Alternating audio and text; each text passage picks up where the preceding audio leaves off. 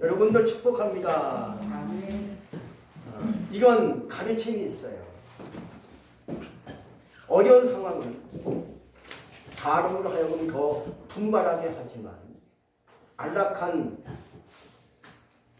환경에 처하면 쉽게 죽음에 이른다 라고 얘기했어요. 탈무드에 이런 격언이 있습니다.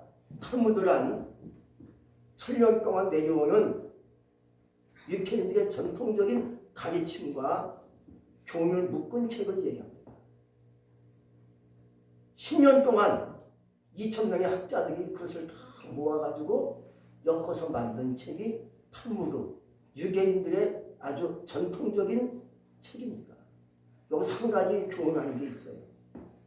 이런 교훈이 있습니다. 가난한 가정의 아이들의 말에 귀를 기울여라. 지혜가 그들에게서 나온다 라고 얘기했어요. 동물은 세계 같고 기가 막힙니다. 천적이 없는 동물은요 점점 약해져서 금방 죽는 거예요. 그러나 천적이 있는 동물은요 점점 강해진대요. 지키려고. 나는 스스로 방어하지 않은 능력이 생긴다. 인생 자체가 고난이죠. 역경이 있습니다. 괴로움이 있습니다. 그러나 그 괴로운 환경 속에서도 값지게 인생을 만들어가고 나중에 행복한 삶을 만드는데 동력을 준다는 거예요. 부족함, 고난, 역경, 고통 하나님이 주신 최고의 축복이라는 거예요. 꿈이 있다면 나이는 숫자에 불과한 뿐이고 나이는 꿈속에 눈 속에 피는 꽃과 같다라고 얘기했어요. 오늘 말씀에 보면 부족한 인생을 우리에게 성경은 말씀해 주고 있어요. 과연 부족함이 뭔가? 부족함이 어떤 뜻이 그 속에 담겨 있는가? 부족함이 어떤 의미가 그 속에 있는가? 부족함이라는 것은요, 첫 번째 알라는 거예요. 네 인생을 네가 알라는 거예요. 인간의 삶을 알라는 거예요. 바로 그것이 뭐겠습니까? 인생 자체가 부족하다는 거예요. 그것이 인생의 전체성이고 바로 나라는 것을 여러분들이 알라는 거예요. 우리의 본질은 나를 알면서 시작이 되지 않겠습니까? 바로 그 알라는 자체가 너는 부족한 인생이야. 이걸 알라는 거예요. 많이 가진 자로 부족해요. 적게 가진 자로 부족해요. 지혜로운 자로 부족해요. 어리석은 자로 부족해요. 힘이 없는 자로 부족하고요. 힘이 넘치는 자로 부족한 것뿐이에요. 지혜가 있는 것 같은데 아직도 어리석어요. 나는 능력이 많은 것 같은데 아직도 약한 것 같아요. 나는 힘이 있는 것 같은데 아직도 약골이에요. 바로 이런 거죠. 나는 어리석어요. 내가 가만히 나를 보니까 내 힘이 20%밖에 안 돼. 그걸 알라는 거예요. 둘째, 부족함이란 아무것도 없는 것이 아니라는 거예요. 뭔가 그래도 있다는 거예요. 천하의 모든 사람들은 가지고 있는 것이 있어요.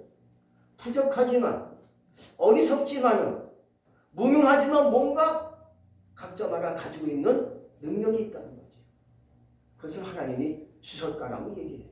그것을 우리가 쉽게 성경에서 말씀하신 것을 보면 재능이라고 해요. 하나님이 각자마다 주신 재능과 능력이 있어요. 작지만 있어요. 아무것도 없는 것이 아니에요. 있어요. 그렇다면 왜 우리는 부족할까요? 부족한 이유가 있지요. 죄로 인해서 부족한 인생이 되고 말았어요. 죄 때문에 하나님의 형상이 내게서 망가지고 깨트려지고 부서지고 말았어요. 참 안타까운 얘기죠. 죄를 안 졌으면 인간은 완벽하게 부족함이 없이 살았을 텐데 그만 죄가 들어오니까 하나님의 형상, 하나님의 능력, 하나님의 지혜, 놀라운 역사가 망가지고 부서지면서 부족한 인생으로 전락하고 말았던 거죠. 근데 여기 하나님의 은혜가 있어요. 그 부족함을 채우기 위해서 하나님을 찾으라는 거예요. 하나님을 찾으라는 거예요. 여러분, 인간에게 있어서 부족함이 없다는 하나님을 찾지 않는다는 거예요. 부족하기 때문에 하나님을 찾고 또 하나님께 찾고 하나님께 나오게 돼 있어요. 바로 이런 겁니다. 나는 120%를 원하는데 내 속에 20%밖에 없어요. 그럼 어찌 120%를 내가 채울 수 있겠습니까? 그 이유는 그 목적과 계획은 하나님을 찾으면 된다는 거예요. 하나님을 찾으면 나는 20%밖에 안 되는 인생이지만 지혜도 20%, 능력도 20%, 나의 능력도 20%인데 하나님을 찾으면 하나님이 100%, 120% 채워진다는 거예요. 오늘 5절에 말씀하고 있잖아요. 너희 중에 누구든지 지혜가 부족하거든 모든 사람에게 구해 주시고 꾸짖지 아니하시는 하나님께 구하라. 그리하면 주시리라 하고 우리 하나님께서 야고보 선생을 통해서 분명히 말씀해 주고 있어요. 나는 비록 작고 보잘것이 없지만 늘 돌아서면 부족해요. 항상 모자라요. 연약해서 살 수 없을 것 같은데 그래서 하나님을 찾으면 된다는 거예요. 하나님을 찾으면 하나님께서 그 부족한 지혜를 주시고 부족한 능력을 더해 주셔서 50%, 70%, 100% 되게끔 하나님께서 우리에게 도움을 주신다는 거예요. 우리가 여기까지 살아온 것도 하나님의 은혜로 살아온 줄로 믿습니다. 여러분 동의하실 줄로 믿습니다. 가만히 보면요 다 하나님의 은혜야. 은혜가 없었다면 하나님 능력이 없었다면 우리가 여기까지 올 수 있었겠습니까? 벌써 병들었든지 벌써 넘어졌든지 벌써 부서졌든지 했을 건데 하나님이 그나마 내가 기도하고 은혜 주세요. 능력 주세요. 힘 주세요. 허리가 아파요. 머리가 아픈 것 같아요. 무릎이 아파요. 좀 걷게 해주세요 하고 기도하니까 그나마 걷게 되고 주님 앞에 나올 수 있고 또 지혜를 가지고 기도할 수 있는 힘이 나에게 오게 된 줄로 믿습니다. 또 하나님은 부족한 자를 쓰신다는 거예요. 부족함을 느끼는 자를 하나님이 선택하시는 거예요. 성경 고린도전서 1장 27절에서 말씀하세요. 그러나 하나님께서 세상에 미련한 것들을 택하사 지혜로운 사람들을 부끄럽게 하시고 또 세상에 약한 것들을 택하사 강한 자들을 부끄럽게 하신다고 했습니다. 여러분 내가 부족합니까? 하나님은 이 부족한 것을 가지고 역사하시는데 나를 하나님께서 부족하니까 나를 선택하시고 나를 쓰시고 인도하시는 거예요. 우린 여기서 사도 바울 선생을 얘기 안 할 수가 없어요. 사도 바울은 2000년 전 사람이죠. 그 사람이 신약성경 거의 절반을 기록한 사람이 사도 바울입니다. 로마서, 고린도전서, 빌립보서, 빌레몬서 다 그가 하나님께 받아 쓴 서신이 성경이 된 거예요. 이 사람은요 자기가 느꼈을 때 나는 부족함이 없다라고 느낀 사람이었습니다. 배운 게 많아요. 학자 중에 학자예요. 엘리트 코스를 받는 사람이 이 사도 바울이었습니다. 아주 정코스를 받는 거. 오늘날 따지면 기가 막힌 초등학교, 고등학교, 대학교, 서울대학교, 하버드대학교 이런 식으로 나온 거나 똑같은 거죠. 어마어마한 사람입니다. 그 율법과 학문이 뛰어납니다. 근데 부족함이 없다고 느껴지니까 예수를 핍박해요. 그 능력과 지혜를 가지고. 오늘 하나님이 그를 깨뜨리십니다. 그런 사람이 하나님께서 인간일 수 있겠습니까? 근데 하나님 먼저 깨뜨리시는 겁니다. 갑자기 그가 예수 믿는 사람을 핍박하고 잡아 죽이려고 다메섹으로 가다가 하늘의 빛을 벗어봅니다. 꼬꾸라져요. 꼬꾸라지고 나뒹굽니다. 그러자 하늘에서 음성이 들려요. 사울아, 사울아, 네가 왜 나를 핍박하니? 그러니까 사울이 바울 얘기 전에 사울이었죠. 이제 주여 누구십니까? 네가 핍박하는 예수야.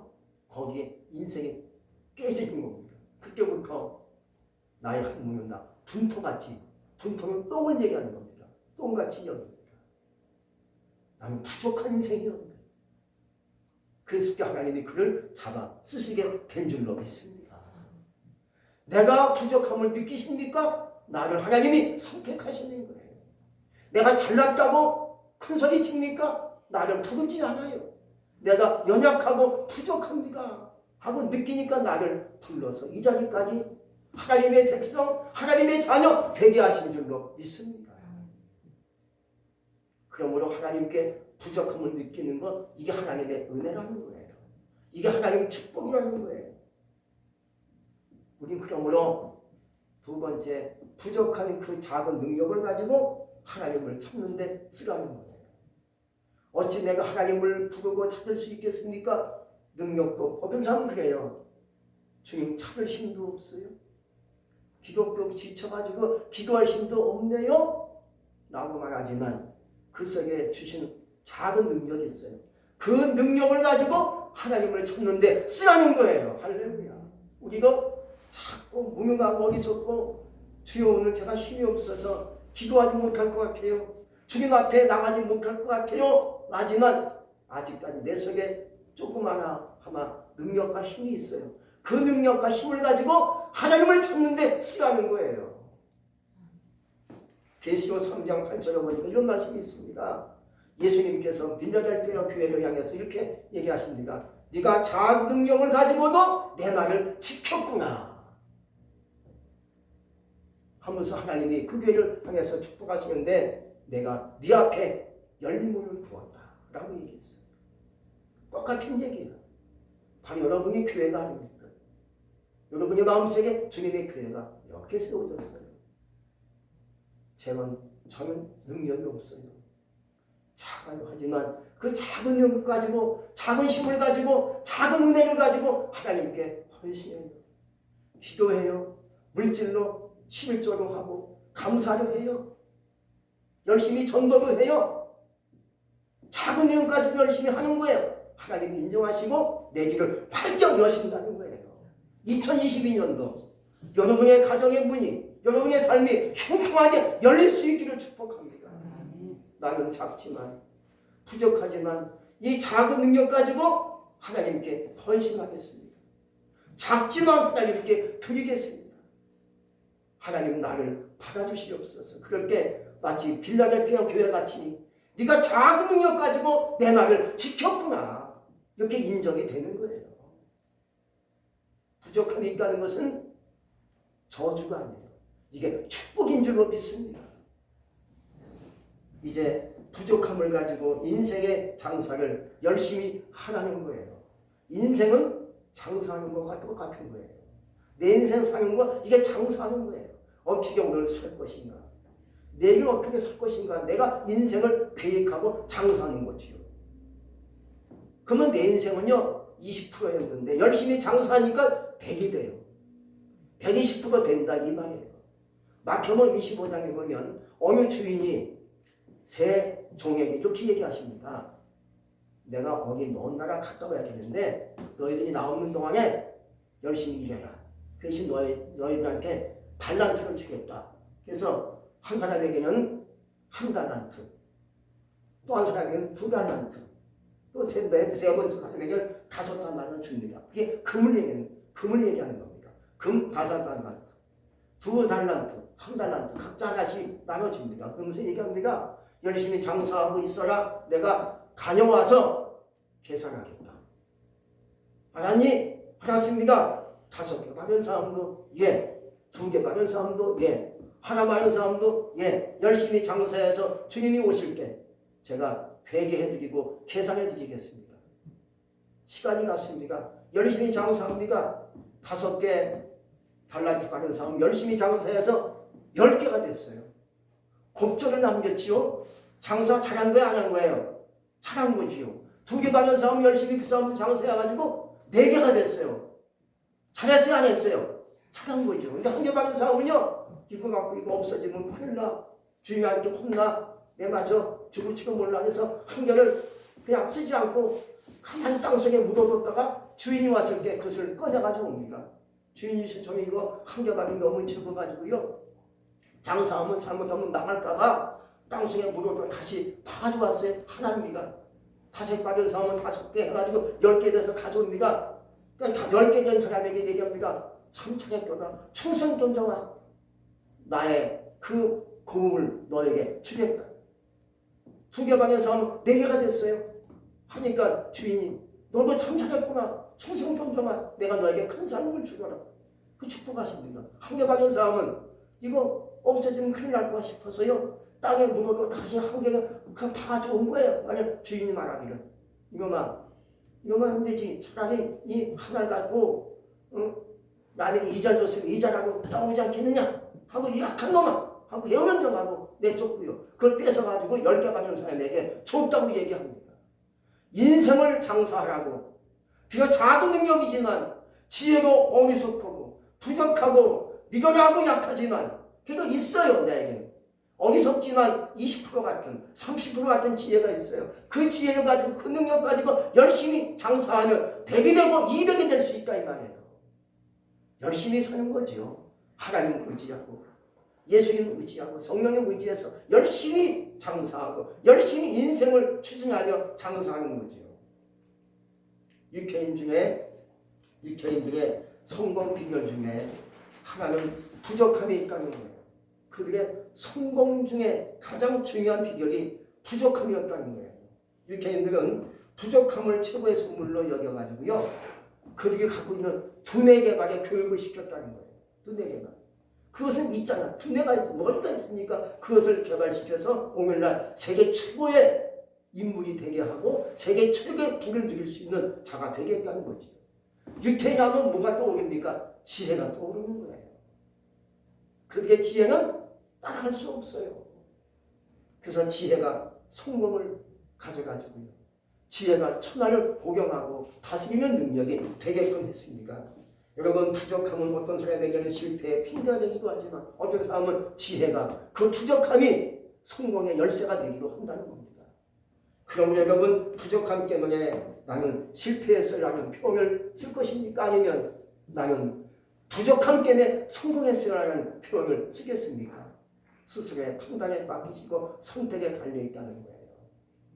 안락한 생활 속에서는요 걸절이 나오지 않는답니다. 중세가 바로 그 시대에 보면 음악가들이 거기서 굉장히 많이 나옵니다. 근데 그 음악가들이요 다 배고파요.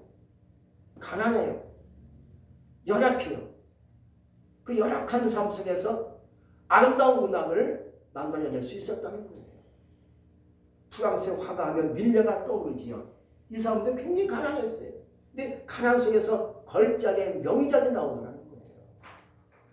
여러분 우리 그러므로 부족하게 있다는 것은 얼마나 축복인지 알 수 없어요. 완벽한 거 좋은 거 아니에요. 나는 다 가졌어요. 이게 좋은 게 아니에요. 나는 부족한 게 항상 모자라요. 이런 삶이 중요하다는 거예요. 그럴 때 하나님을 의지하고 하나님께 기대서 하나님 주세요 하면서 그 부족함을 하나님이 채워가는 그 기쁨, 행복이 이루 말할 수 없는 하나님의 축복이라는 거죠.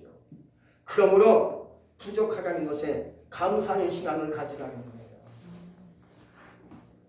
주님이 우리 부족한 거 아세요. 연약한 거 아세요. 내가 어리석은 거 주님이 아세요. 근데 감사가 어떤 역할을 가지고 있느냐. 모든 사람이 운동 경기에서 달리기 선수와 같다고 얘기합니다. 똑같은 달리기 선상에서 달리기 하는 어떤 선수면요. 감사하면 나가요. 감사하면 에너지가 올라간다는 거죠. 감사가 영양제하고 같다는 거예요. 열심히 감사하며 뛰어나가면 난 1등이 될 수 있는데 거꾸로 불평불만하면요. 오히려 꼴찌가 될 수밖에 없다는 거지요. 결국은 이 부족함을 채울 수 있는 능력이 뭐냐? 에너지가 감사라는 거예요. 감사하면 부족함이 채워져서 열심히 달려가게 하고 에너지가 되게 해서 영양제가 되게 해서 열심히 달려갈 수 있는 힘을 주는데 원망 불평하면요 오히려 그 에너지마저 깎아지게 하고 망가뜨려서 결국 쓰러지게 한다는 거죠. 오늘날 코로나19 때문에 2년 반 이상 많은 사람들이 고생하고 있죠. 근데 이 코로나19 때문에 죽은 사람보다 자살하는 사람이 더 많다는 통계가 나왔어요. 왜 그런지 아십니까? 왜 자살합니까? 원망, 불평, 낙심, 절망에 빠지다 보니까 에너지가 고갈돼 방전돼서 우울증에 걸려서 결국 자살할 수밖에 없는 그런 처참한 환경까지 갔다는 거예요. 이게 참 무서운 일이에요. 이게 정말로 심각한 일이에요. 여러분, 감사가 내 인생을 충전시킬 것인지 아니면 불평, 원망으로 내 인생을 방전시킬 것인지 우리에게 달려있는 줄 믿습니다. 우리 그러므로 어떤 환경 속에서요 원망, 불평하지 마시고요. 하나님께 적지만 감사하고 어렵지만 감사하고 배고프지만 감사하고 좀 아프지만 무릎도 아프고 허리도 아프지만 감사해 보세요. 그리하면 다시 내 인생이 하나님의 능력으로 충전될 줄로 믿습니다. 충전이 되어지면 아픔이 물러가요. 고통이 이길 수가 있어요. 역경이 이길 수가 있어요. 고난이 이길 수가 있는 힘이 거기서 나오게 될 줄로 믿습니다. 이스라엘 백성들에게 있어서 광야 40년이요 아름다운 삶이 될 수 있긴 했지만 그들은 40년의 광야길이 원망 불평 이것만 했어요. 그러다 보니까 아주 지치고 힘든 삶을 40년을 살아왔죠. 물론 광야는 먹을 게 없어요. 물도 없어요. 원망할 수밖에 없는 환경이지만 그러나 원망하니까 더 지치는 거예요. 그러나 결국은 원망했던 사람은 다 거기서 죽고요. 다음 세대, 2세대만이 가나안 땅에 들어갈 수 있었다고 얘기합니다. 우린 그러므로 감사로 내 인생을 다시 한번 올릴 것인지 아니면 내가 이 시점에서 할 수 없지 세상이 어려운데 나도 원망하며 살다 가야지 이러면 내 인생 무너지고 말 것입니다. 마지막으로 보면 의심하는 자가 문제라는 거예요. 6절에서 보니까 믿음으로 구하고 조금도 의심하지 말라 했습니다. 부족함이 채워줄 수 있는 믿음이 생긴다는 거예요. 그러나 의심하는 자는 마치 바람에 밀려 요동하는 바닷물결 같은 이런 사람은 주님께 얻기를 생각하지 말라 하고 우리에게 성경은 분명히 말씀해 주고 있어요. 의심병이 문제입니다. 의심이란 뭔지 아십니까? 두 마음 이렇게 갈리는 것을 말해요. 마음이 하나인데 마음이 갈리는 게 의심병이에요. 이런 겁니다. 잘 될 거야 했다가 안 될지도 몰라. 이게 의심이에요. 마음이 제각각이죠. 마음이 하나여야만이 열심히 탁진감 있게 나갈 수 있는데 항상 마음이 갈려. 응답 되겠지 했다가 응답 안 될지도 몰라. 이런 마음이 갈리니까 이게 안 되는 거예요. 이런 사람은 주님께 절대 얻을 수 없다는 거예요. 그저 한 마음을 가지고 될 줄로 믿어요. 오늘 안 돼서 내일 되겠지. 그러면 되겠지. 왜? 하나님께 기도하고 어기속지만 하나님께 간구하니까 될 거예요. 이것이 믿음 있는 자의 외침이에요. 의심병이 물러가기 바랍니다. 두 마음이 하나로 다시 겹칠 수 있기 바랍니다. 두 마음이 없어지고 하나의 마음으로 세워지길 바랍니다. 그러므로 내가 주님께 믿음으로 구하는 것마다 지혜가 채워지고 믿음이 채워지고 물질이 채워지고 건강이 채워지는 가운데 하나님께서 주신 말씀을 붙잡고 주님이 주신다는 믿음을 갖고 나갈 수 있기를 주의 이름으로 축복합니다. 기도하겠습니다. 전능하신 하나님 감사합니다. 우리를 죄악에서 구원하시고 이끄시는 주님, 오늘도 저희들이 주님께 와서 부족함이 있지만 부족함을 갖고 하나님께 끌어안고 기도하면 하나님이 채워주신다고 했습니다. 지혜가 부족합니다.